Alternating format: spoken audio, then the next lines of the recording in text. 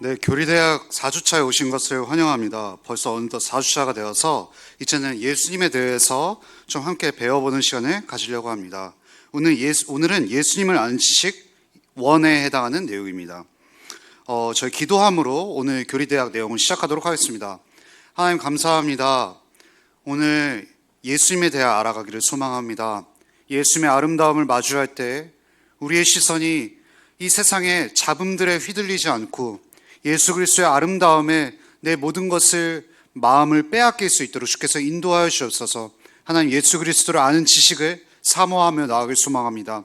이 모든 말씀 예수님 이름으로 간절히 기도합니다. 아멘. 저희 먼저 스텝 1 하나님과의 화해에 대해서 한번 좀 살펴보도록 하겠습니다. 여기 문답 19번 있죠? 뉴시대 교리 문답 19번은 이렇게 말을 합니다. 형벌을 면하고 다시 하나님의 은혜를 누릴 방법이 있습니까? 라고 질문을 하죠. 그러니까 답은 이렇게 말합니다. 있습니다. 순전한 자비로 그분의 공의, 즉 하나님 자신을 충족시키는 것입니다. 그로 인해 우리는 구속자에 의해 하나님과 화해하고 죄와 죄에 대한 형벌에서 구원받게 됩니다. 이렇게 답변을 합니다. 우리는 그저 기독교 신앙을 천국과 지옥이라는 구도에서 보는 경향이 있습니다. 그러니까 구원받는 것이 지옥 안 가고 천국 가는 것, 이렇게 쉽게 생각을 하는 것이죠. 물론 이런 그 내용도 분명히 있습니다. 하지만 그런데 이렇게 생각을 해야 됩니다. 물론 지옥은 하나님의 공정한 심판입니다. 회개하지 않고 예수 그리스도를 믿지 않는 사람과 죄를 지은 사람은 지옥에 갑니다. 하지만 여기 1번입니다. 단순히 우리는 죄의 형벌에 대한 면제뿐만 아니라 하나님과의 화해가 필요한 존재라는 사실을 기억해야 되는 것이죠. 우리는 죄의 형벌만을 자꾸 집중합니다. 하지만 하나님과의 화해에 우리가 주목할 필요성이 있는 것이죠. 우리는 우리 대신 죄의 형벌을 감당할 구속자와 하나님께서 우리를 사랑하시고 우리가 하나님을 사랑하고 사랑스럽게 변화시켜 주시는 화해자가 필요한 것입니다. 우리가 죄로 인해서 하나님과의 관계가 무너졌죠. 우린 그 죄로 인한 무너진 관계를 회복해줄 화해자가 필요한 것입니다. 소가로 1번입니다.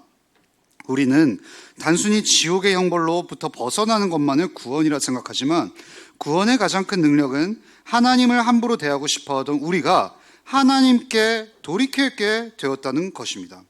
하나님을 싫어하던 우리가 하나님을 사랑하게 되었다는 것, 바로 이 구원의 아주 중요한 요소인 것이죠. 소가로 2번입니다. 하나님을 좋아하지 않던 우리가 하나님과 화해를 이루고 교제가 시작되고 하나님을 사랑하고 화목을 형성한다는 것이 바로 구원의 핵심입니다. 구원의 핵심은 죽어서 천국 가는 것, 물론 이것도 포함이 되지만 더 중요한 것은 무엇이냐면 하나님과의 관계가 이제 회복되었다는 것입니다. 하나님을 좋아하게 되었다는 것이죠. 소가로 3번, 성경의 가인과 다윗의 예를 우리는 살펴볼 수 있습니다. 가인은 어떤 인물이었습니까? 가인은 질투심으로 동생 아벨을 살해했습니다. 그에 대한 형벌로 그는 하나님으로부터 쫓겨났죠. 창세기 4장 14절은 이렇게 말합니다. 주께서 오늘 이 지면에서 나를 쫓아내시온즉 내가 주의 날을 배웁지 못하리니 내가 땅에서 피하며 유리하는 자가 될지라. 물은 나를 만나는 자마다 나를 죽이겠나이다. 사람들은 살인에 대한 형벌로 쫓겨남은 너무 작다라고 말할 수 있습니다. 하지만 이는 하나님과의 교제가 끊어져 더 이상 하나님께서 가인에게 교제를 시도하시지 않고 가인 역시 하나님께 나아가지 않는 아주 절망적인 상황이 되었음을 말합니다. 하나님과의 화해가 필요한 것이죠. 다윗은 간음을 저지르고 자신의 부하를 살인교사한 이력이 있습니다. 그리고 후에 다음과 같이 하나님께 고백하죠.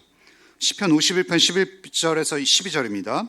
나를 주 앞에서 쫓아내지 마시며 주의 성령을 내게서 거두지 마소서. 주의 구원의 즐거움을 내게 회복시켜 주시고 자원하는 심령을 주사 나를 붙드소서. 여러분, 이게 무슨 고백일까요? 이는 내가 죄에 대한 형벌을 받을지라도 하나님과의 교제에서 쫓아내지 말게 해달라고 하나님께 간구하는 것입니다. 죄에 대한 형벌을 받을 수 있어도 하나님과의 관계가 내게 있어서 최우선이라는 것이죠. 하나님과의 교제가 끊어지는 것에 대한 두려움 속에 다윗은 울부짖으며 하나님께 구했던 것입니다. 여기서 이제 지옥은 어떤 곳일까라는 좀 생각을 해보려고 합니다. 우리가 지옥을 단순히 뜨거운 곳에서 영원토록 고통받는 것으로 생각합니다. 아 뜨거워, 아 뜨거워, 지옥의 불길, 뭐 이런 식으로 지옥만 생각을 하는 것이죠. 물론 그런 요소도 있습니다. 소가로 1번에 제가 그렇게 썼죠. 지옥을 불못으로 표현한 것은 하나님의 진노를 나타낸 것이다. 요한계시록 20장 15절은 이렇게 말합니다. 누구든지 생명책에 기록되지 못한 자는 불못에 던져지더라. 여기 불못은 하나님의 어마어마한 진노를 가리킵니다. 인간이 감당할 수 없는 하나님의 저주와 진노인 것이죠. 그런데 여기서 멈추면 안 되고 소가로 2번 더불어 중요한 것은 지옥을 바깥 어두움으로 표현합니다. 이게 무슨 말일까요? 마태복음 25장 30절에 이렇게 말합니다. 이 무익한 종을 바깥 어두운 데로 내쫓으라. 거기서 슬피 울며 이를 갈리라 하니라. 여기서 바깥 어두움을 말합니다. 근데 이 바깥 어둠을 말하면서 우리는 어떻게 이해되냐면 이는 지옥에서의 극심한 소외감과 고독을 의미하는 것입니다. 지옥은 그 누구도 서로 사랑하지 않고 미워만 하는 자기중심성으로 꽉 차는 곳이 바로 지옥입니다. 단순히 무슨 온천, 무슨 뜨거운 불가마 같은 곳이 아니라 누구도 서로 사랑하지 않는 공간, 누구도 서로 사랑하지 않는 곳이 바로 지옥이라는 것이죠. 지옥에 있는 사람들은 자신을 여기서 건져내어 천국으로 가게 해달라고 구하지도 않습니다. 지옥의 문은 어찌 보면 밖에서 잠겨있는 것이 아니라 안에서 잠겨있는 것이라고 말할 수 있죠. 즉 그들은 스스로를 주인으로 여기며 자신의 뜻대로 살아갈 것을 좋아하기에 하나님을 주님으로 모시며 하나님의 뜻대로 살아가고 하나님과 교제하고 싶어하는 천국에는 가고 싶지 않은 것입니다. 왜냐하면 자기가 주인이기 때문이죠. 성도들 그거 아시지 않습니까? 누가복음 16장 보면은 이제 거지와 이제 부자에 대한 얘기가 나오죠. 그런데 부자는 음부에 가서 자기를 여기서 꺼내달라는 말을 절대 하지 않습니다. 왜냐하면 음부에서 자기가 주인이기 때문인 겁니다. 음부에 있는, 지옥에 있는 모든 사람들은 자기 스스로를 주인이라고 말합니다. 그러니까 자기가 왕인 곳에서 벗어나고 싶지 않은 것이죠. 근데 여기서 하나님과 교제하고 싶지 않는 이러한 사람들의 마음을 스스로의 주인됨을 포기할 수 없는 것으로 말할 수 있죠. 그래서 C.S. 루이스라는 아주 20세기의 걸출한 변증가는 이렇게 말을 했습니다. 지옥을 스스로 선택해서 가게 된 곳이라고 말하죠. 천국과 지옥의 이혼이라는 책에서 C.S. 루이스는 다음과 같이 말합니다. 세상에는 딱 두 종류의 인간밖에 없어. 하나님께 당신의 뜻이 이루어지리다 라고 말하는 인간들과 하나님의 입에서 끝내 그래 네 뜻대로 되게 해주마 라고 말을 듣고야 마는 인간들, 지옥에 있는 자들은 전부 자기가 선택해서 거기가 있게 된 것일세. 자발적인 선택이라는 게 없다면 지옥도 없을 게야. 진지하고도 끈질기게 기쁨을 갈망하는 영혼은 반드시 기쁨을 얻게 되어 있대. 찾는 이가 찾을 것이요 두드리는 이에게 열릴 것이니라. 루이스가 한 말은 이것이죠. 우리는 하나님을 싫어하는 것으로부터 구원받아야 된다는 것이죠. 지옥에는 자기가 선택해서 가는 것이죠. 어찌 보면 내가 주인이 되려는 어찌 보면 극단의 마음이 지옥에서 너무나도 뚜렷하게 표출이 된 것이죠. 로마서 8장 7절은 이렇게 말합니다. 육신의 생각은 하나님과 원수가 되나니 이는 하나님의 법에 굴복하지 아니할 뿐 아니라 할 수도 없습니다. 이게 무슨 말일까요? 우리가 구원받지 않고서는 우리의 구원자가 없이는 하나님을 사랑할 힘도 없고 우리의 연약한 선행에도 죄와 의심이 잔뜩 끼어있는 아주 연약한 우리의 모습을 로마서 8장 7절은 말을 하는 것입니다. 3번 하나님의 자비에 대해서 한번 살펴보겠습니다. 뉴시티 교리문답 그 23문은 다음과 같이 말합니다. 순전한 자비로 그분의 공의 즉 하나님을 충족시키는 것이다. 그로 인해 우리는 구속자이에 하나님과 화해하고 죄와 죄에 대한 형벌에서 구원받게 됩니다. 여러분 여기서 자비는 무엇일까요? 하나님께서 우리가 사랑스러우시기 때문에 우리를 사랑하는 것이 아닙니다. 하나님께서는 우리를 사랑하시기로 결정하셨기 때문에 사랑하는 것입니다. 우리 중에 사랑받을 만하기 때문에 하나님께 구원받은 자가 있으면 우리 모두 다 지옥에 가야 될 것입니다. 하나님께서 그 크신 놀라운 섭리와 계획과 뜻 가운데서 너무나도 연약하고 더러운 우리를 그리스도 안에서 사랑하기로 작정하신 하나님의 열심인 것이죠.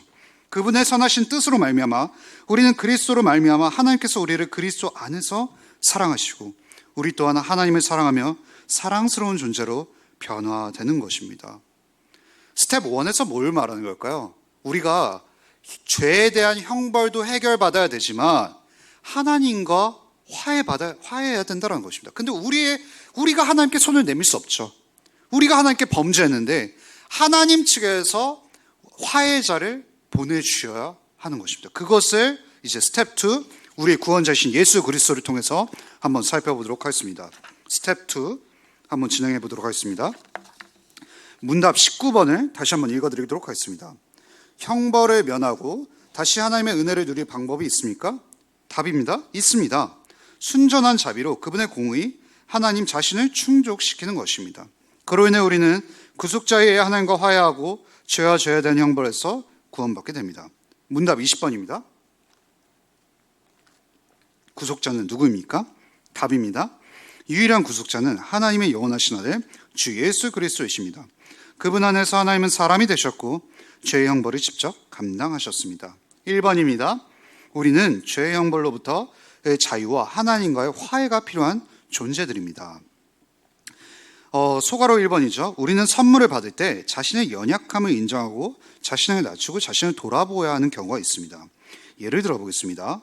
어떤 성도님이 저에게 경청이라는 제목의 책을 주셨다고 생각해 보십시오. 그러면 이건 어떤 의미일까요? 제가 더 잘 들을 필요가 있다는 말이겠죠. 만약 제가 그 책을 받고 분노한다면 경청하지 않았다는 것에 대한 반증일 확률이 굉장히 높겠죠. 또 어떤 분이 저에게 게으름이라는 책을 선물해 주셨다고 생각해 봅시다. 그러면 내가 조금 더 부지런해야 할 필요가 있구나라는 것을 느껴야 하는 것이죠. 나아가 칫솔을 선물 받았다고 해봅시다. 그러면 기분이 어떨까요? 기분이 상하겠죠. 내가 양치를 조금 더 꼼꼼히 해야겠구나. 나에게서 입냄새가 나구나라는 생각이 들죠. 우리가 그리스도라는 구속자를 기쁜 마음으로 받아들이기 위해서는 어떻게 해야 될까요? 우리가 죄인이고 연약하며 하나님께 삐져 있고 하나님을 향해 분노하고 있음을 인정할 때 그리스도라는 선물을 우리는 정말 진정으로 기쁨으로 받아들일 수 있는 것입니다. 이제 소가를 2번, 예수 그리스도, 즉 하나님의 영원한 아들이신 그분이 우리의 죄의 문제를 해결해 주시기 위해 사람이 되셨습니다. 하나님이신 그분이 인간의 몸을 입고 우리와 함께 하신 것입니다. 여기에 기독교가 다른 모든 종교와의 구별점이 있습니다. 어떤 이들은 산꼭대기 위에 신이 있고 여러 종교나 철학, 예를 들면은 힌두교, 이슬람교, 불교, 스토아 철학, 플라톤 철학, 이 저마다의 길을 제시해 준다고 생각을 하는 것입니다. 결국 신이 있는 꼭대기에 이른다는 거고 말하는 것이죠. 모든 종교와 철학이 저마다의 방식으로 하나님께 이를 수 있다라고 어떤 이들은 말합니다. 그렇기에 서로 공격하지 말고 배타적으로 대하지 말고 나만이 진리야라고 말하지 말고 서로를 존중해 주자는 것입니다. 하지만 기독교는 다릅니다. 아들 하나님께서 사람이 되셨기에 우리를 진정으로 이해하실 수 있습니다.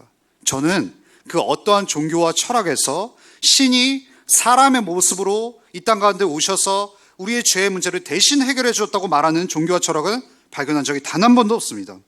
그분이 아기가 되신 것입니다. 그분이 옹알이를 하는 아주 연약한 작은 아이로 태어나신 것이죠. 그리스도께서 사람이 되셨기에 우리를 하나님께로 진정으로 인도하실 수 있는 것입니다. 모든 종교와 철학과의 차이점이 여기서 나오는 겁니다. 그렇다면 중보자는 어떠한 존재입니까? 2번, 중보자는 사이가 좋지 않은 양편의 이야기를 들어주고 상대의 입장을 잘 전달하여 화해와 화목을 이루게 하는 존재입니다. 소가로 1번입니다. 예수님은 완전한 하나님이시기에 하나님께서 탁월하시며 영광스러우시며 거룩하시고 공의로우심과 동시에 사랑이심을 사람에게 나타내실 수 있습니다. 그렇죠. 예수님은 사람의 몸을 입고 오셨지만 동시에 하나님이시기 때문에 그분의 하나님의 아름다움과 영광을 사람들에게 보여주실 수 있는 것이죠. 오병이어의 기적을 통해서 하나님의 놀라운 능력과 또 하나님의 백성들을 얼마나 사랑하시는지를 살펴볼 수가 있는 것이죠. 소가로 2번입니다. 하지만 반대로 그분은 완전한 사람이기에 한 번도 죄를 짓지 않으셨지만 인간이 얼마나 연약한 존재이며 죄에 넘어지기 쉬운 존재이심을 공감하시며 이해하시고 긍휼히 여기시고 불쌍히 여기십니다. 그렇기에 예수님은 우리의 진정한 중보자가 되실 수 있는 것입니다. 우리는 누군가를 좋아하고 사랑할 때는 모든 게 좋아 보입니다. 하지만 사랑에서 벗어나게 되면 내가 그 상대를 좋아하게 되는 점도 싫어하고 나를 불편하게 하는 부분으로 변합니다. 사랑할 때는 상대방이 깔끔하고 자기 관리를 잘하는 게 너무 좋습니다. 그런데 헤어지고 나거나 그 사람이 미워지면 그 점이 결벽증처럼 다가와서 저 사람 너무 이기적이야 라고 말을 하죠. 이는 하나님과의 관계에서도 마찬가지입니다. 하나님이 좋을 때는 하나님의 주권이라는 개념이 나에게 너무나도 따뜻하게 들립니다. 하나님께서 우주 만물을 통치하시고 돌보신다는 사실이 얼마나 아름답고 감사한가라고 찬양하죠. 하지만 내 인생에 고난이 다가오고 잘 풀리지 않을 때 금세 하나님을 원망하고 오해합니다. 하나님께서 나의 기도에도 응답하시지 않고 무시하는 것 같아. 하나님께서 나를 사랑하시긴 하는 거야 라고 말을 하는 것이죠. 그러나 3번, 예수 그리스도께서 우리를 위해 어떤 일을 하셨고 그분을 더욱 알아갈 때 우리는 하나님에 대한 오해가 풀리고 이제 하나님을 진정으로 신뢰하기 시작합니다.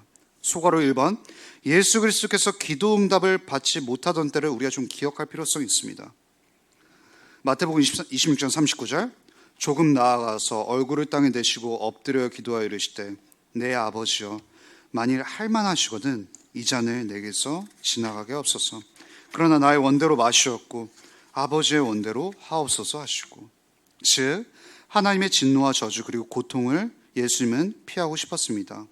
왜냐하면 그분은 영원 전부터 성부 하나님과 사랑의 교제를 나누시던 완전한 하나님이셨기 때문입니다.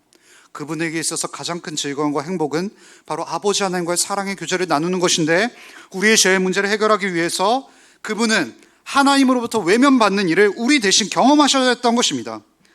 영원 전부터 사랑의 관계를 나누시던 아버지 하나님은 처음으로 아들 하나님의 기도에 응답하지 않으셨습니다. 침묵하셨던 것이죠. 얼마나 고통스러우셨을까요? 아버지 하나님의 뜻은 다음과 같았습니다. 내가 나의 백성에게 쏟아야 할 진노와 저주를 너가 받아야 한다. 내가 너를 최악의 흉악범처럼 여기고 너를 바라봐야 한다. 너를 더 이상 사랑하는 아들처럼 바라보지 못한다. 너가 아무 죄를 짓지도 않았지만 너를 가장 큰 죄인으로 보아야 한다라고 말씀하신 거죠. 예수님은 하나님의 뜻에 묵묵히 순종하신 것입니다. 왜 그러셨을까요? 히브리서 12장 2절, 믿음의 주요 또 온전케 하시는 이인 예수를 바라보자. 그는 그 앞에 있는 기쁨을 위하여 십자가를 참으사 부끄러움을 개의치 아니하시더니 하나님 보좌 우편에 앉으셨느니라. 예수 그리스도는 대속으로 말미암아 우리 즉 교회를 얻으실 것을 바라보면서 그 고난을 감수하신 것입니다. 여기서 주목해 보시죠. 우리를 기쁨이라고 표현하십니다. 영원 전부터 사랑의 교제를 나누는 그 사랑의 교제가 잠시자마 단절되었습니다. 왜 그렇죠? 예수 그리스도의 기쁨인 우리를 얻으시기 위해서 하나님으로부터 외면을 그분이 대신 감당하신 것이죠. 또 이렇게 질문할 수 있습니다. 하나님께서 모든 것을 다스리신다면서 내 인생은 왜 이 모양이야? 내 인생은 도저히 잘 풀리지 않아. 옆집 철수는 모두 되고 모두 되는데 나는 도대체 뭐 하는 거야? 라고 말할 수 있죠. 나의 비참함을 조금이라도 공감하시긴 할까라는 질문을 합니다. 하지만 그리스도를 다시 한번 생각하십시오. 소가로 2번입니다. 온 우주의 주권자가 옹알이 하는 아기로 오셔서 긴 세월을 목수로 사셨습니다. 목수는 당시에 인정을 받거나 돈을 많이 버는 직업이 아니었습니다. 오히려 막노동에 가까웠습니다. 인생의 고난과 힘겨움을 누구보다 잘 공감하시는 분이 예수 그리스도입니다. 하나님의 주권과 통치와 다스림 속에서 우리 마음 가운데 드는 슬픔과 분노를 그분은 이해하십니다. 그분은 단순히 하늘 위에서 이렇게 해라 저렇게 하라고 하는 세상의 모든 종교와 다릅니다. 그분은 직접 인간의 몸을 입고 오셔서 우리의 모든 고통과 우리의 모든 고난을 몸소 체험하신 분이시죠. 그렇기 때문에 여러분을 가장 잘 이해하실 수 있는 분은 내 남편도 내 아내도 아니고 예수 그리스도신 겁니다. 하지만 그분은 힘겨운 삶 속에서도 하나님께 분노하거나 따지지 않으셨습니다. 오히려 도살장에 끌려가는 양처럼 잠잠하셨습니다. 이사야 53장 7절, 그가 곤욕을 당하여 괴로울 때도 그의 입을 열지 아니하였으며 마치 도수장으로 끌려가는 어린 양과 털 깎는 자 앞에서 잠잠한 양같이 그의 입을 열지 아니하였도다. 그리스도를 깊이 생각하시죠. 하나님에 대한 오해가 풀려지고 하나님을 더욱 사랑하게 될 것입니다. 마지막 스텝 3, 참 하나님이시며 참 사람이신 예수 그리스도에 대해서 알아보고 마무리하겠습니다. 문답 21번입니다. 우리가 하나님께 다시 인도되려면 어떠한 구속자가 필요합니까? 답입니다. 참 인간이자 참 하나님인 구속자가 필요합니다. 문답 22번. 구속자는 왜 참 인간이셔야 합니까? 답입니다. 인성 안에서 우리를 대신해 모든 율법을 완전하게 순종하시고 인간의 죄에 대한 형벌을 감당하셔야 했기 때문입니다. 또한 그 안에서 우리의 연약함을 동정하실 수 있기 때문입니다. 문답 23번입니다. 구속자는 왜 참 하나님이셔야 합니까? 그분의 신성 때문에, 그분의 순종과 고통이 완전하고 유효하기 때문입니다. 또한 그 때문에 그분이 죄에 대한 하나님의 의로운 분노를 감당하시고 죽음을 이기실 수 있었습니다. 구속자는 누구십니까? 하나님이시며 사람이신 예수 그리스도이시죠. 인간은 하나님께 죄를 지었기에 하나님의 진노와 형벌을 받기 합당합니다. 1번, 구속자가 인간으로서 감당해야 하는 두 가지 조건이 있습니다. 문답 22번은 이렇게 말했죠. 구속자는 왜 참 인간이셔야 합니까? 여기서 이 말이 중요합니다. 두 조건은 율법을 완전하게 순종하시는 분이어야 합니다. 그리고 또 두 번째 조건은 죄에 대한 형벌을 감당하셔야 한다는 분입니다. 그리고 그런 분은 어떤 분이냐면 우리의 연약함을 동정하실 수 있는 분인 것입니다. 즉 사람으로 순종하시고 형벌을 감당하셔야 하는 것이죠. 그런데 이런 질문을 할 수 있습니다. 우리는 꼭 왜 예수님이셔야 하는가라는 질문이죠. 천사가 십자가를 감당하면 안 되나? 하지만 인간이 범죄한 것이기에 천사가 이를 대신 감당하는 것은 절대 공평하지 않습니다. 그러면 한 인간이 십자가를 감당하면 되지 않나라는 생각이 듭니다. 하지만 모든 인간이 죄인이며 그 인간 또한 인생 속에서 수많은 죄를 범하였기에 그 누가 십자가를 진다고 해도 다른 이들의 죄를 대속하는 것이 아니라 단순히 그 사람의 죄로 인해 십자가를 감당하게 되는 것입니다. 왜냐하면 그 사람 또한 죄인이기 때문이죠. 이것은 무엇입니까? 그 사람이 죄로 인해 십자가를 감당하는 게 되어버리는 것이 그런 형국이 되어버리는 것이죠. 이거 쉽게 들어서 예를 들면 B라는 사람이 있습니다. 근데 그 B라는 사람이 A라는 사람에게 100억을 빚졌다고 합시다. 그런데 B는 그 100억을 갚을 능력이 없습니다. 그래서 그때 C라는 사람이 자신이 대신 B 대신 100억을 갚아주겠다고 말합니다. 그런데 알고 보니 본인도 A라는 사람에게 100억을 빚진 것이죠. 그러면 그 C라는 사람은 만약에 100억을 A에게 주었어도 B의 빚을 갚아준 것이 아니라 본인의 빚에 대한 값을 지불한 꼴이 되어버린 것입니다. 그렇게 그 누구도 인간 중에서는 우리 중 어느 누구는 우리의 죄를 대속할 수 있는 사람은 아무도 없는 것입니다. 그런데 소가로 1번입니다. 구속자는 무죄하고 완전한 사람이어야 하는 것입니다 라는 것이죠. 이렇게 무슨 말일까요? 우리의 구속자는 사람이 죄를 지었기에 사람이어야 하며 모든 사람은 죄인이기에 외부에서부터 온 죄 없는 존재가 우리를 구속할 수 있다는 것입니다. 그런데 생각해 보시죠. 우리가 단순히 죄를 짓지 않는 사람을 의인이라고 합니까? 그렇지 않습니다.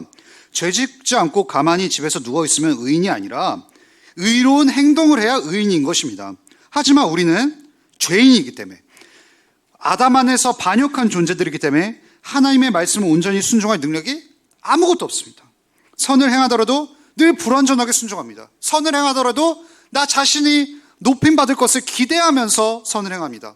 의심과 죄가 잔뜩 끼어져서 우리는 항상 불순종과 불완전한 순종을 왔다 갔다 하는 시계추에 있죠. 그렇게 소가로 2번, 우리는 우리 대신 우리가 지은 죄의 형벌을 받고 우리 대신 완벽히 하나님의 말씀을 순종하며 그의 의와 공로를 우리에게 값없이 주실 분이 필요한 것이죠.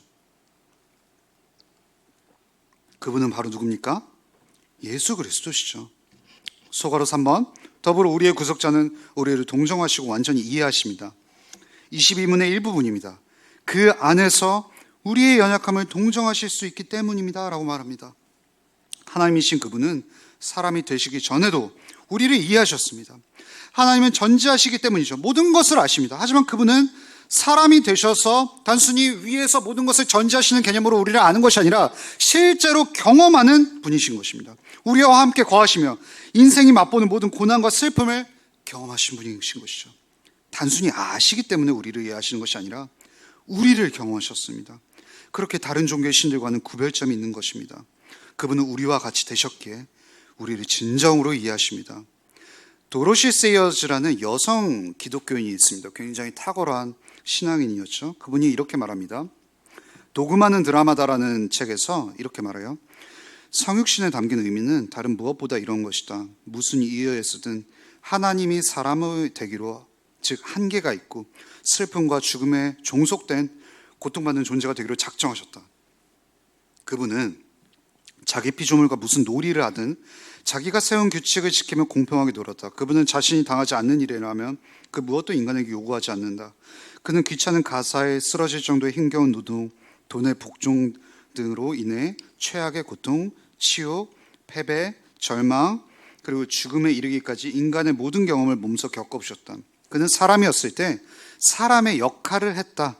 가난한 가운데 태어나 불명예스럽게 죽으셨다. 도로시 쓰여진 무슨 말 하는 것입니까? 예수 그리스도께서, 가장 완전하시고 자유로우신 하나님께서 한계 있는 인간의 몸으로 오셨습니다. 우리의 죄를 감당하기 위해서라는 것이죠. 우리는 구속자가 외부에서 온 무지할 뿐만 아니라 완벽히 선을 행할 사람이어야 함을 살펴보았습니다. 그렇게 그분은 완전히 우리를 이해하십니다. 그런데 구속자는 단순히 사람이면 되는 것이 아닙니다. 또 다른 조건이 필요합니다. 23문을 봅시다. 2번입니다. 구속자는 사람일 뿐만 아니라 뭐라고요? 하나님이어야 합니다. 23문이 그에 대한 이유를 제시하는 것입니다. 구속자는 왜 참 하나님이셔야 합니까? 답입니다. 그분의 신성 때문에, 그분의 순종과 고통이 완전하고 유효하기 때문입니다. 또한 그 때문에 그분이 죄에 대한 하나님의 의로운 분노를 감당하시고 죽음을 이기실 수 있었습니다라고 말합니다. 이게 무슨 말인가요? 사람이 저지를 죄의 내용은 우리가 생각한 것보다 훨씬 더 무겁습니다.